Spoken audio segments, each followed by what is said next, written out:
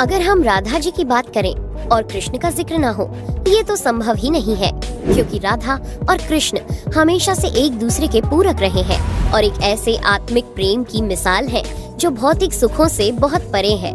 यूँ तो राधा कृष्ण का प्रेम अनादिकाल से चला आ रहा है, पर द्वापर युग में जब भगवान नारायण ने कृष्ण रूपी अवतार लिया तो संसार को प्रेम का सही अर्थ समझाने के लिए कृष्ण की ही अंश राधा ने यमुना के निकट रावल ग्राम में वृषभान और कीर्ति के यहाँ राधा रूप में जन्म लिया और जन्म के साथ ही राधा और कृष्ण की प्रेम कहानी शुरू हो जाती है।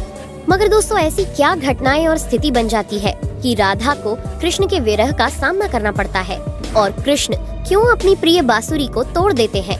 इन सब सवालों के जवाब हम इस वीडियो में जानेंगे।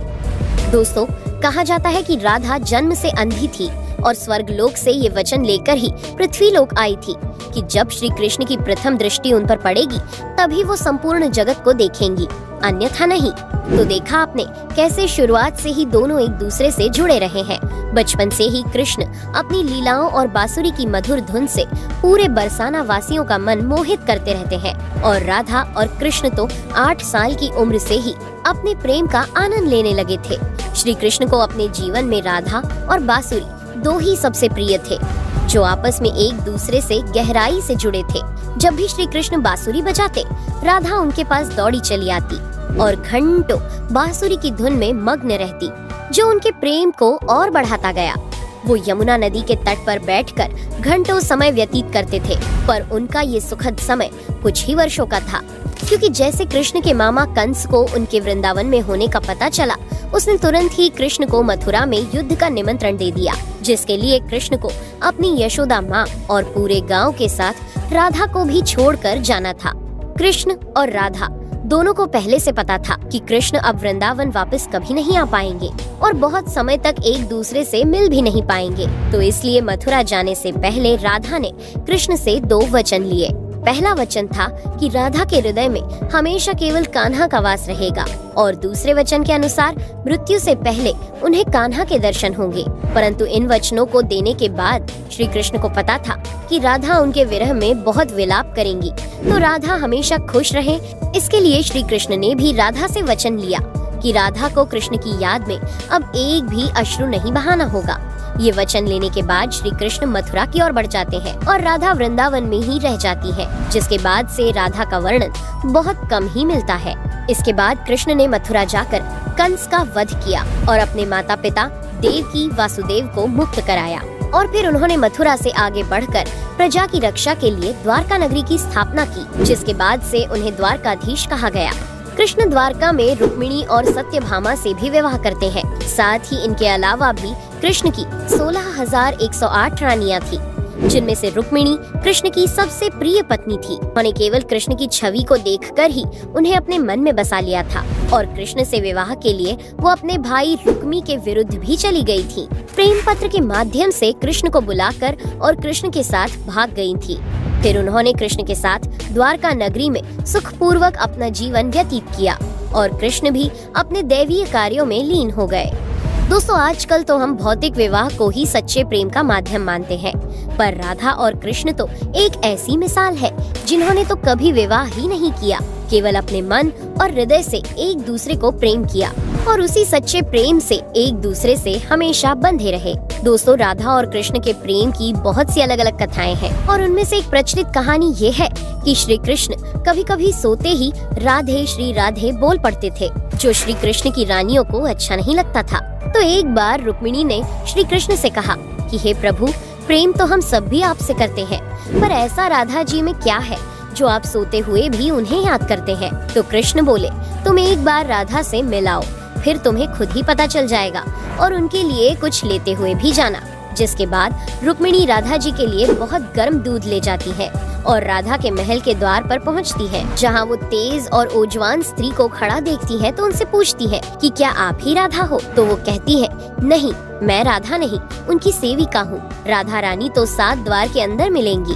तो रुक्मिणी जी 1-2 करके ऐसे सभी द्वारों को पार करती जाती हैं। दोस्तों, जब वो राधा रानी के कक्ष में पहुंचती है तो उन्हें पता चलता है कि राधा कई रातों से कृष्ण नाम जपते हुए जागती रही है और और अभी ही उन्हें निद्रा आई है।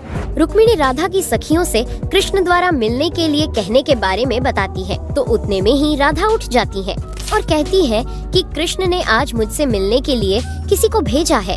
रुक्मिणी आश्चर्यचकित हो जाती है। केवल कृष्ण जी का नाम लेने से राधा जागृत हो गई और उन्हीं के बारे में पूछने लगी।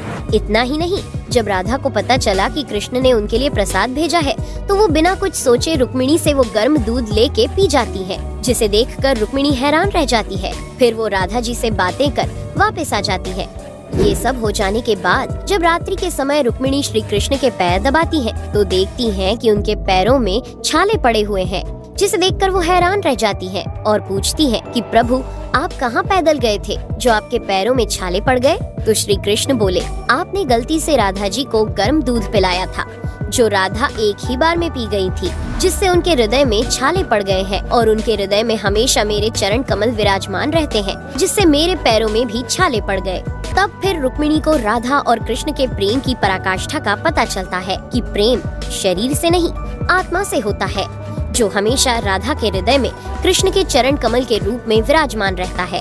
एक कथा में आता है कि ब्रह्मा जी ने पृथ्वी लोक आकर वृंदावन में पहले राधा और कृष्ण का विवाह करवाया था, पर इसके बारे में ज्यादा जानकारी नहीं है। राधा भी वृंदावन में कृष्ण की भक्ति के साथ अपना जीवन व्यतीत करने लगती है और कहा जाता है कि यादव पुत्र अभिमन्यु या आयन से उनका विवाह भी हो जाता है। पर अभिमन्यु को महर्षि दधीचि का श्राप था कि अगर वो राधा को छुएगा तो भस्म हो जाएगा। इस प्रकार राधा विवाह के पश्चात भी कृष्ण के प्रेम से स्वतंत्रता पूर्वक जुड़ी रहती है। बहुत वर्षों बाद जब राधा अपना वैवाहिक जीवन बहुत अच्छे से निभा लेती है, वो समस्त जिम्मेदारियों से मुक्त हो जाती है, तो फिर वो कृष्ण के पास द्वारका आती है। द्वारका पहुंचने के पश्चात राधा और कृष्ण आपस में मौन रहते हुए मन की अभिव्यक्तियों से घंटों एक दूसरे से बातें करते रहे। कृष्ण के अलावा द्वारका में राधा को कोई पहचान भी नहीं पाया। फिर राधा कृष्ण के महल में निवास करने लगी और कृष्ण ने भी उन्हें महल में देविका के रूप में नियुक्त किया, जिससे राधा महल में काम करने के साथ साथ समय मिलने पर कृष्ण की भक्ति और उनसे प्रेम पूर्वक बातें कर सकती थी। परंतु कृष्ण तो अब अपने राजपाट व अन्य कार्यों में व्यस्त रहते थे। दूसरी ओर राधा अपने पुराने कृष्ण को ही याद करती थी, तो कृष्ण का पुराने दिनों जैसा साथ ना पाकर राधा का मन और अधिक व्याकुल रहने लगा और उन्हें डर सताने लगा कि कृष्ण की जो मनोहर छवि उनके हृदय में है वो कहीं धूमिल ना हो जाए। इसी डर से राधा ने चुपचाप तरीके से राजभवन और द्वारका नगरी भी छोड़ दी। जिसके बाद ऐसे ही कुछ समय और बिताने के बाद जब राधा का अंतिम समय पास आने लगा, तब उन्होंने कृष्ण का स्मरण कर उन्हें अपने वचन की याद दिलाई। राधा के स्मरण करते ही कृष्ण वहाँ दौड़े दौड़े चले आए, परंतु राधा की अत्यंत दयनीय स्थिति देखकर वे अत्यधिक भावुक हो गए और उन्होंने राधा से अंतिम समय में कुछ मांगने को कहा, जिस पर राधा ने उनके सामने एक ही इच्छा प्रकट की थी कि वो अपने जीवन के अंतिम क्षणों में कृष्ण का वही रूप देखना चाहती है जैसा वो वृंदावन में देखा करती थी। वो उन्हें वही बांसुरी की मीठी धुन बजाते हुए सुनना चाहती है। दोस्तों, राधा का बस इतना कहना था कि कृष्ण ने अपनी बांसुरी उठाई और वही मीठी धुन बजाने लगे और बांसुरी बजाते हुए कृष्ण और उनकी धुन सुनती राधा दोनों की ही आंखों से प्रेम के आंसुओं की धारा बह रही थी। इतना ही नहीं, बांसुरी की मीठी धुन सुनते सुनते ही माता राधा ने उनके सामने प्राण त्याग दिए, जिसके बाद उनकी मृत्यु से कृष्ण इतने विचलित हो गए थे कि उन्होंने अपनी प्रिय बांसुरी को वहीं तोड़कर फेंक दिया था।